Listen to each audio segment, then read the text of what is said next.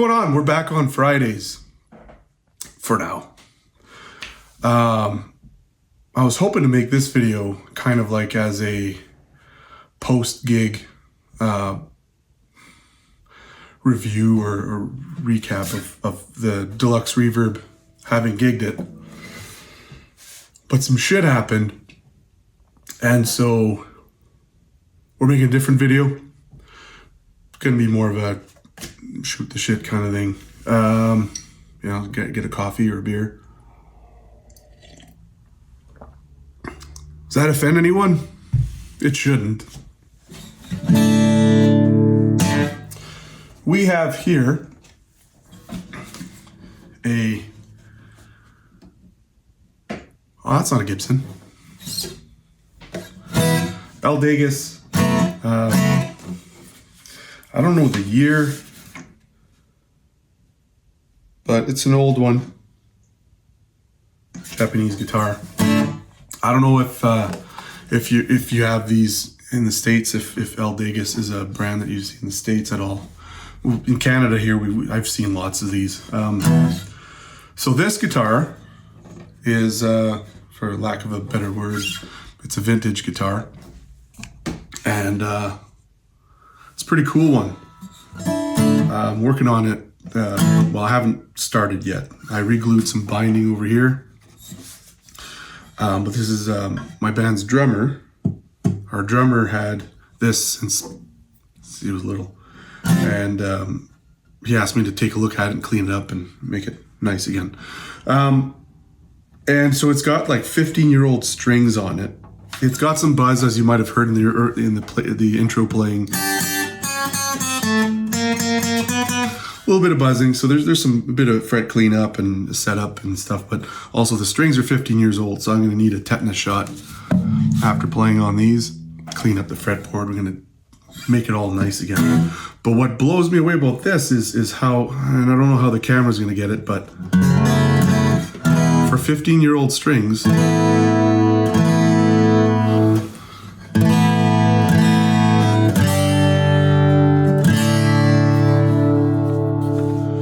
you know, for 15-year-old strings, that sounds pretty good. So, yeah, so we'll check out a couple. I've got some vintage guitars here. I'm having a bit of an acoustic day. Reason being that there's the whole reason why there is no gig that happened. So we were supposed to do a gig last weekend and one this weekend. And I was planning on using the Deluxe Reverb, getting some video from that, and kind of do hey, my first live gigs with this amp, the new amp, the Deluxe Reverb.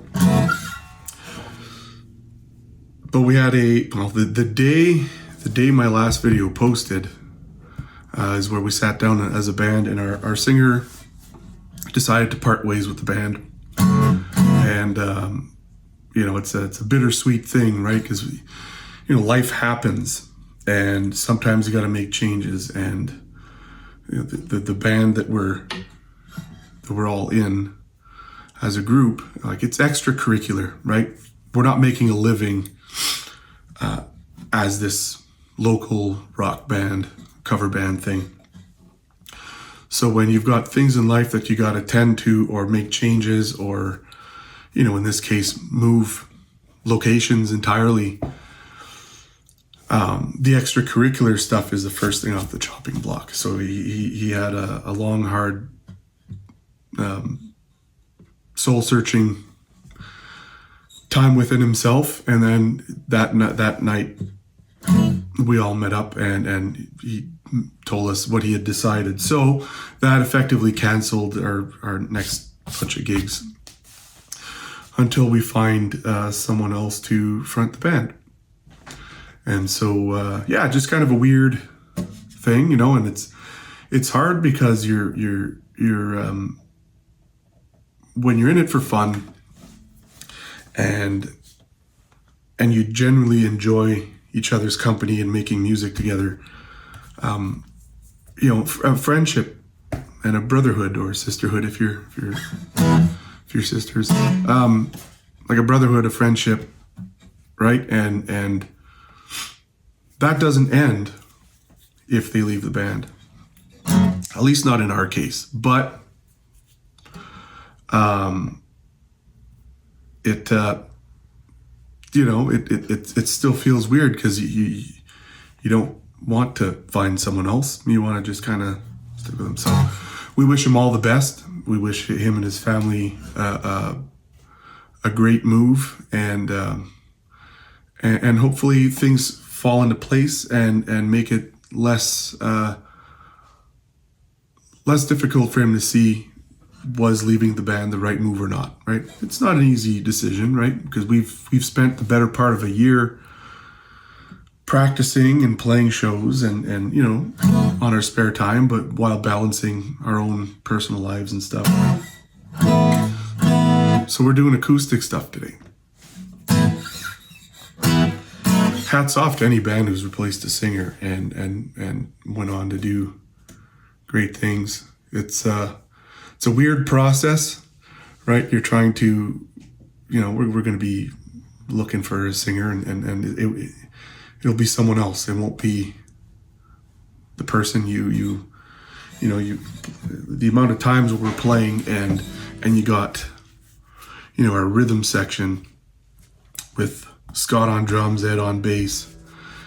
They're locked in, and so no matter what happens, if we all miss a transition to a chorus or repeating a verse or whatever, they're like a train that just keeps on going. So if you kind of fall off, it's easy to get back on the metaphorical train and keep trucking along.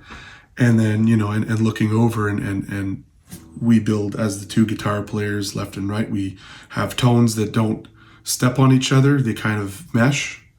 So we have that on as a layer on top of the bass and drums, and you got a wall. And then when you got your front man in front of that, basically packaging all that up and delivering it to the audience. So when you're playing and you look up and, you see the person in front, it's a comfort thing, right? You know that he's got it, right? And he'll make it go. He'll deliver the goods. And so when you're the thought of like someone new, like you're restarting that whole building of data of like, okay, he knows or she knows if we skip a beat, like they can hop back on the train at the right spot and the crowd won't even notice a thing. So it's going to be cool. It's going to be interesting. It's going to be different. It's also a sad time, but I mean, I could go over for a coffee anytime I want. I mean, not anytime. He'll probably say no, not right now. But it's about like a 4-minute drive from my place. So, he's still around for the time being, but they are moving. And so he had to cut some things loose. So that's where we're at. And I've been just playing on this guitar, and I just can't wait to see what it's like once I clean it up, buff the frets, restring it, and see what it'll sound like with fresh strings. If it sounds this bright and resonant in the room with 15-plus-year-old strings, like I'm seriously gonna need a tetanus shot after playing this. Then it's got to sound good. It is made very well. The tuners are the classic cheap stuff that you find. So this would be like, I don't know, maybe 70s, made in Japan. So, but like I've seen a lot of Degas guitars. This is one of the better higher end ones, I would say. Usually you see them like they're screen printed, the logo. This one here is actually like if you can see that, like it's a perloid type affair. But the fact that with all its quirks and old strings, that it still sounds good, that's pretty cool. And the neck's got a nice shape, and so it's pretty cool. The vintage used market is weird and like crazy. Like you look at like I remember a time where you could buy like a Tokai, like a good one, like the old 70s, early 80s Tokai Les Paul copies for like under $1,000 kind of thing, and they're at like they're pushing $3 or $4 grand. Like at that point, you might as well buy a used R8 or R7 from Gibson. Well, not from Gibson, from someone who's selling one, like made by Gibson. But there's some gems in the aren't really fully discovered yet. Like for example, like this, right? Like this is a great acoustic once you get it all. You probably wouldn't pay more than, I don't know. I'm bad. I'm a bad judge at the used Japanese market, but I'm guessing, we'll play it safe, under $800, probably under 600 Canadian. So, 50 cents American, probably.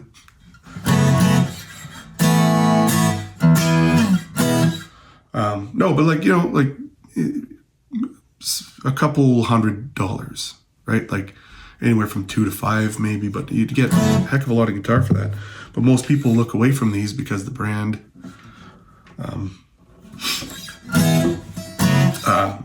Another guitar, so this one's not mine, along the same ilk as that is this one, which is a Gibson, so the red one, the El Degas, is a Gibson Hummingbird knockoff, right? This was a Gibson Dove knockoff, but I messed it up.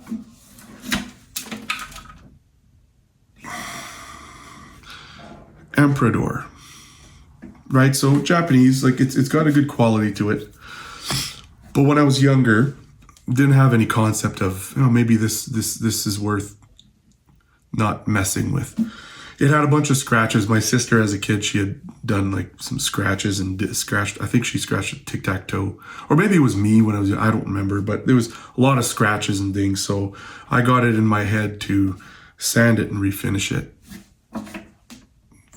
Fuck was I thinking? And of course the bridge came off, and I tried re-gluing it. When you're little, and I grew up north in an isolated town, so you didn't really have any repair shops nearby. You had to send it off, and they would have never worked on this because it wasn't worth anything at the time. It still isn't. So I glued it with whatever we had laying around the house, and it never held. So, and then at another point, the tuners were shit. So I replaced them, but the tuners had the bushing type, the threaded bushing type, and they wouldn't reach the threads of the tuner in the back. So what did my harebrain decide was the right thing to do? Well, countersink the holes. So my plan with this one, because it did sound good, it was a lot like this El Degas. My plan with this one is to sand this smooth and refinish it in black and try and reclaim the gloss black thing. I still have the original pickguard. I'll glue that back on. I have the bridge plate still, so we'll re-glue that. But I'm on the fence on, do I go to a shop that's tooled up to basically take a layer off of the headstock and then put just like an thin ebony veneer over top, maybe recreate the Emperador logo, and then put tuners and fix it all up? Or do I try and get someone to fill these holes and refinish it and leave this intact? Sort of on the fence. I'm not sure what I want to do yet. But the reason I want to do something with this and make it play again is, when I was little, my mom's youngest brother used to go to my grandparents' house, and he would go in the basement and he played this guitar. He had a black cowboy hat, he had a black shirt, button-up shirt, and he would play songs on this guitar. And I eventually inherited this guitar. This became my first full-size real guitar, and my first real flat top acoustic guitar, right? And it moved out of town, and he lived in Ottawa for majority of his life, and eventually he passed away. He had a heart valve issue, and he just like lightning rod, like just pure fluke. That day he ended up passing away. By then this one was already messed up anyways, like parts of it. And so naturally I want to make this as close to it was for sentimental reasons. So we're going to figure that out. I got to do something with this and the top. I got all mine scratches. But we'll figure something out with this. And it'll, I'm sure it'll sound good again at some point. There's a loose bracket. So, you know, old guitars don't have to be super high price. Like if that guitar there was in working condition and unmangled with, you know, a couple $100, you could probably score that today, right? And it would still have like an old feel and sound with all the vintage guitar quirks. My other old guitar is this 86 Takamine, which is severely out of tune.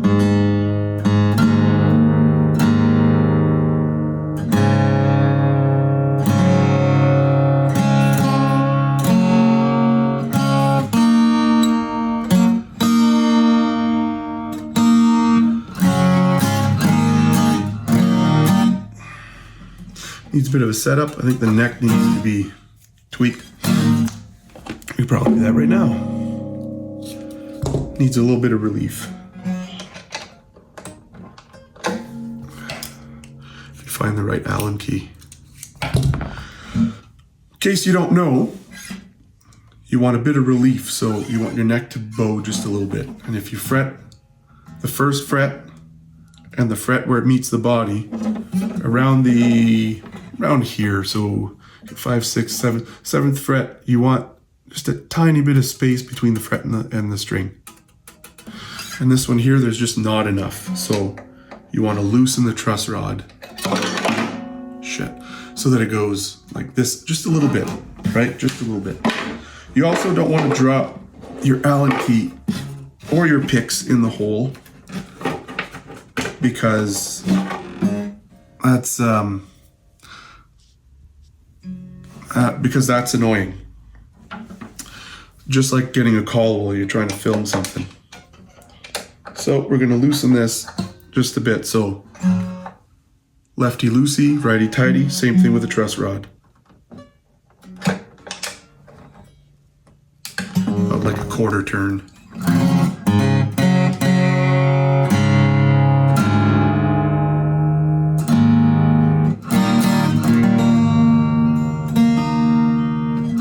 It's probably not even tuned standard. There you go. Still buzzy. Anyways, needs a setup, but I always found this guitar to be very piano-like. And I've seen these, like, so 86, they're not like the old, they're not like the new Takamines that are made in China. These, so Japanese made, from 1986. You can find these for not a lot of money. Like, I think I've seen these for $600, maybe 800 tops.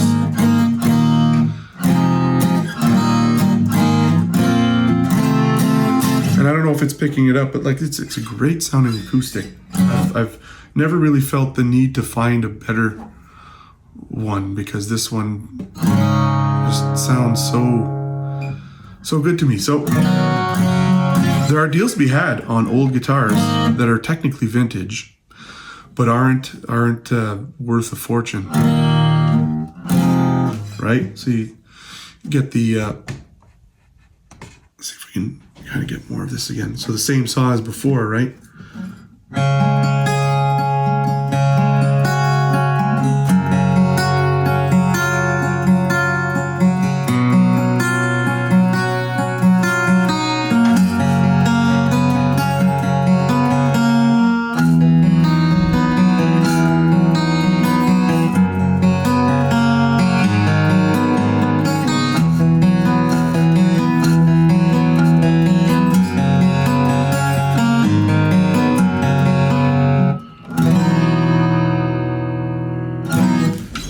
right, so that guitar was fresh strings. This is 15-year-old strings.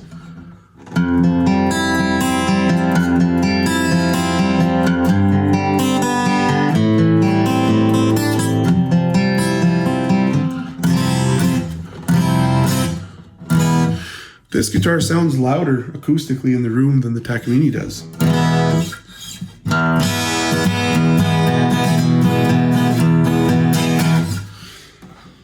So, man, I don't know. I'm rambling. We're at 20 minutes. I'm going to try and chop this up as best I can. I don't really have much in the way of content other than that.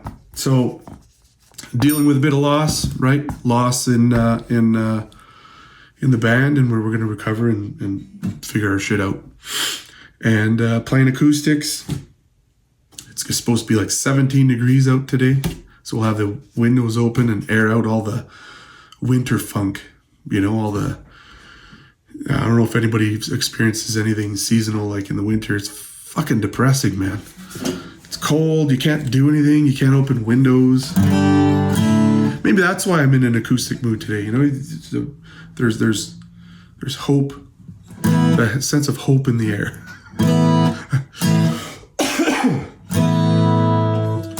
Sense of hope. That's all we really need, right? And then all of a sudden your mood kind of picks up. And yeah, holy shit, right? Should I get a haircut or what? Let's see how much longer I can go before I go completely bonkers. Maybe I'll get a ponytail. So, I don't know, man. Sorry, there's not much else. Play guitar, pick up your acoustic. Bang on that for a while. You know, drop the pedals, drop the amp. Well, don't drop it, but just pick up the acoustic, don't plug in anything. And just play and you know, you can improve your playing. You can I find a lot of times I'll find shortcomings in my playing by playing an acoustic, because you're not being it's not being masked by, you know, distortion or overdrive or some kind of delay that's helping smooth things out. It's really sobering to play acoustic and try and make it sound good, especially when you haven't played acoustic in a long time, which I don't really, because I've always been an electric minded player. I've always wanted an electric. So have a good weekend. Keep it on 2 wheels. If you're on 4 wheels, keep it on 4 wheels. Be good to each other. Be good to people. Play some acoustic. If it's nice out, open some windows, play some acoustic. And yeah, maybe next week we'll do a comparison between the Deluxe Reverb and the Hot Rod DeVille. How about we do that? That'll be for probably next Friday. Yeah, so have a good weekend. Cheers.